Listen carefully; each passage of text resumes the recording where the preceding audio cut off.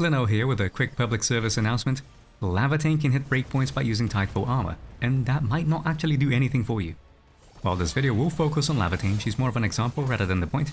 What's important to take away is that this is a game and not a spreadsheet, so whether or not something does more damage in isolation or lets you get ultimate and fewer skills, none of it actually matters if your rotation isn't tailored around it. I've recently had quite a few people ask about Laevatain's gearing options. Many guys and content creators seem to recommend the following: Hot Work Exoskeleton for the armor, Hot Work Gauntlets for the gloves, Hot Work Pyrometer for Kit 1, and Link's Lab for Kit 2. That's great and all, but it doesn't seem quite right.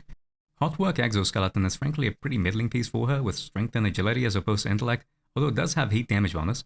Link's Lab also has mismatching stats, providing intellect as a secondary bonus and will as its primary one. Whatever extra gains it provides would come from its main attribute % effect, so a common alternative that has been popping up is Tideful Armor. It provides intellect and strength as its main stats, so instead of a Link's Lab, check in a second Hot Work Pyrometer. It has high intellect and a strong bonus to battle skill damage. Depending on the rotation, you can even get 2 casts of Laevatain's enhanced battle skill in one ultimate, further elevating its value. You can check out my animation cancel video for more on it. But the greatest benefit of this is that Tideful Armor provides ultimate energy gain. I won't go through Laevatain's kit in detail, but in short, it means that it's possible to get her ultimate with only 2 battle skills and 2 combo skills, even without any artificing. That's a pretty big deal, as Laevatain's enhanced battle skill will trigger combustion, which then triggers her combo skill. The result is essentially a self-sufficient Laevatain. Without that ultimate energy gain, she needs 2 battle skills and 3 combo skills to make it to her ultimate.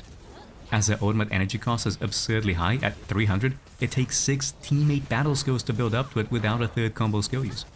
Not only that, but when you go and look at stats, it seems like the Tideful Armor set pulls out ahead too. At Operator level 90 with a level 90 Forgeborn Scathe, the standard Hot Work Exoskeleton and Link's Lab combination uses around 3,416 attack. Tideful Armor with a second Hot Work Pyrometer though, and she's sitting at 3,517 attack instead. It's more ultimate energy that helps hit breakpoints and seems to be more damage, so what's the catch? Working backwards, the attack may seem higher, but it does lack the heat damage % bonus from the Hot Work Exoskeleton, and in truth, the attack isn't higher. Main attributes are great and all, but the Tideful variant provides flat values, while the Link's Lab is a percentage increase.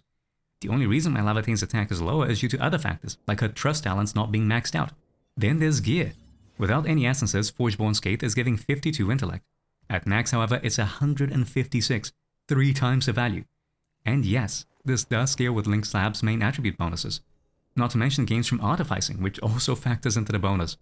This early in the game's life, Tideful is almost certain to outperform Link's Lab in the utility and damage front, but not forever, as better gear has a compounding effect on the latter. Artificing Tideful Armor is going to give more ultimate energy, which by itself does nothing if breakpoints are already being met, whereas artificing Hot Work Exoskeleton and Link's Lab would always yield a more sizable damage gain. And on the breakpoint topic, we're missing the forest for the trees here, because the important question to ask is, does getting ultimate early on Laevatain do anything? Let's have a look at a sample rotation that assumes no ultimate energy to start with. We begin with a full basic attack string being pre-buffered, as Rodan takes a while to land from his jump. After perfect dodge, Antal battle skill to apply focus, then it's landing that final strike for Ardelia's combo skill while also using Wolfguard's battle skill for a heat infliction. This triggers both Antal's and his own battle skill, which is followed shortly by the damage take from Ardelia's combo skill, applying corrosion and triggering Laevatain's combo skill, that is then used to cancel off the final strike recovery frames. At this point, Laevatain has absorbed the heat infliction and there's enough SP for her battle skill, but let's not use it just yet. It's better to wait for Laevatain's combo skill to come off cooldown, and as we aren't capped on SP, there's no harm here. It's a bit of a waiting game, so when the combo skill cooldown is about to expire, use Laevatain's enhanced battle skill followed by her combo skill. We're at 2 combo skills and 1 battle skill. Right now, we're dependent on Wolfguard's combo skill cooldown to build enough heat infliction stacks to get a second enhanced Laevatain battle skill. So it's back to basics, with a final strike triggering Ardelia's combo skill. But don't use it just yet, it's important to pocket this. This is because we can use Ardelia's corrosion for the 3rd Laevatain combo skill, making it possible to hit 4 melting flame stacks without needing Antal's combo skill.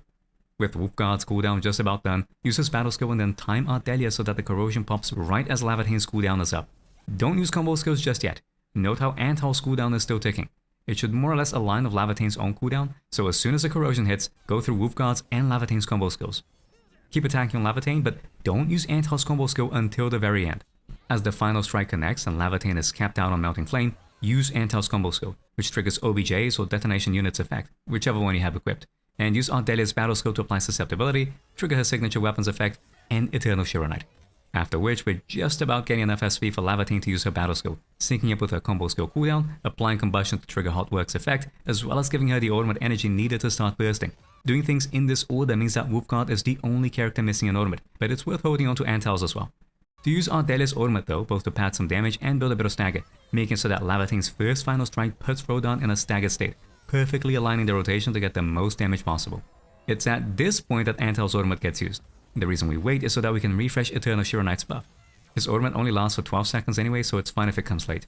We hold Wolfguard's ultimate until he can use his combo skill, as if you have his P5, you can make use of the ultimate reset for another use mid-ultimate rotation. Alas, we don't have the opportunity to do anything else. There's so much damage here that our opener isn't even done and the intermission hits. It could be further optimized too, like by swapping to Wolfguard for a finisher before Laevatain's first enhanced battle skill and ultimate. With this, let's have a quick look at the rotation in full, but in real time.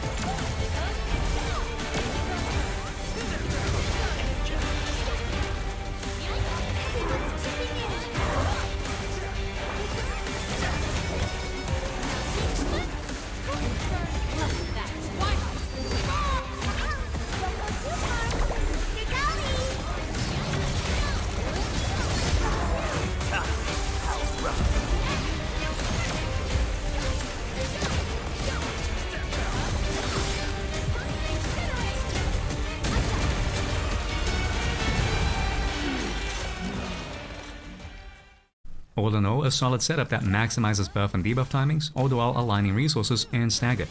Note how, even if we had access to earlier ultimates, there isn't really any room to use it. To do so would mean having to sacrifice Ardelia's battle skill, giving up on her buffs.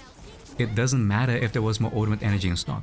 The speed in which Laevatain gets her ultimate isn't dictated by her personal ultimate gain rate as much as it's gated by the combo skill cooldown and SP recovery rate timers of the team. It's not as if you couldn't skip it. Evidently, it turns out that the standard 3 combo skill Laevatain opener is doing too much damage to Rodan, even with no essences or artificing. Ardelia providing 20% susceptibility, 16% arts damage taken on top of a 16% damage dealt makes a big difference. Perhaps too big a difference. It seems counterintuitive to give up on all of that, but if the problem isn't damage but speed, there could be a case of faster ultimate cycling. With Tidefall, we're gated only by combo skill cooldowns rather than it and SP, allowing for us to go into an earlier ultimate that's aligned with Antal's combo skill. Problem is, not only are we missing out on Ardelia's ridiculous buffs, it means going to an ultimate before Rodan is staggered, but still too late to get his predictable early patterns, leading to wide AoEs and jumps that make it impossible for Laevatain to hit him.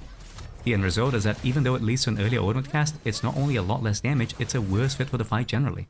Even that isn't as clear cut though. I'm not saying that Tidefall armor has no use, you have to look at my example with a critical eye. On a fight like Rodan, this all slots nicely. Even after the burst, he goes into a phase transition that effectively resets the stage, with a similar rotation following, albeit adjusted around his mechanics and scripted skill use.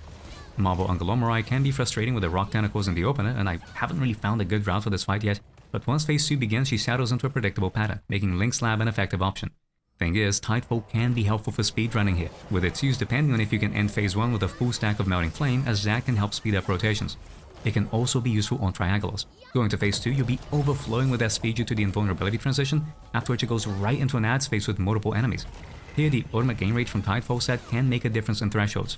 The same is true for Crisis Mode deep dives, where openers can benefit from multiple enemies and make speeding through to ultimate work out better. And none of this factors in rotations that start with ultimate energy in full, which is possible for all current fights. As mentioned before, I've got an example of this in my animation cancel video, and in it it's possible to end it with full Melting Flame stacks and have the SP needed to use Laevatain's enhanced battle skill right after, condensing their rotation and making Tidefall be more competitive. And not to mention teams themselves. On an Ardelia comp, it's really difficult to have the SP recovery needed to enable it, but if you happen to run Akikuri instead, then it isn't as big a deal. Although, really, Akikuri is more of a Wolfguard replacement than an Ardelia one, so in practice it isn't all that different. It really rides on her ultimate availability and enemy stagger nodes. I haven't refined rotations with Gilberta, but it may do well with her too. I should mention that her ultimate gain rate does not apply to Laevatain, as it's for guards, casters, and supporters only. Still, considering her bursts are tied to her combo skill and ultimate, she's a more SP-friendly unit that can enable Tidefall. So is Link Slab better than Tidefall? No. Is Tidefall better than Link Slab? Also no. The true answer is, it depends. If you're the kind to worry about minute optimizations to a character's damage, the first thing that's worth looking at is how you route a fight. Having a breakpoint doesn't mean anything if it isn't being used properly. Maybe you feel like you're getting faster ultimates with an Ardelia team, but then you look back and can you say you were aligning susceptibility, weapon, and set effects correctly? Is cycling through ultimates faster actually doing more damage if it means it's all misaligned and lands outside of stagger periods or buff and debuff windows? Does the ultimate energy gain provide any tangible benefit? These are the things that have to be considered when looking at a piece. I strongly oppose making generalized recommendations here considering the nuance, but for most players, especially in this early period, Tidefall will be better. It's far easier to handle and gives a much more comfortable experience, even if it be less damage in theory, as it's likely to hit harder than Link's Lab until Trust Talents and Essences are built. But building Trust Talents and Essences is a natural course of progression. If you're committed to optimizing runs and want to maximize your damage, then working around 3 combo skill users with proper buff and debuff application on Link's Lab would work best.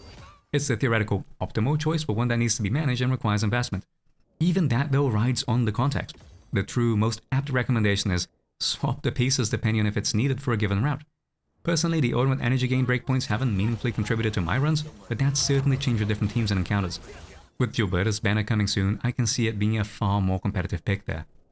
Until we get the real endgame content with Umbral Monument, which always has 0 ultimate energy starts, you're probably better off holding back on artificing either of these pieces anyways. What does best will depend on how these stages will be set up. As I mentioned at the start, this is a game and not a spreadsheet. It's a puzzle to solve. Tailor your gear around rotations, which itself is influenced by your team, the enemy, and stage mechanics. That is how you get the best scores. If you are interested in seeing the try-hard, sweatier kind of optimizations on fights, want to learn about character tech, or just want to know more about fundamental game mechanics, why not like, share, subscribe, and ring the bell? I've got more videos coming. Thank you all for watching, and I'll see you next time.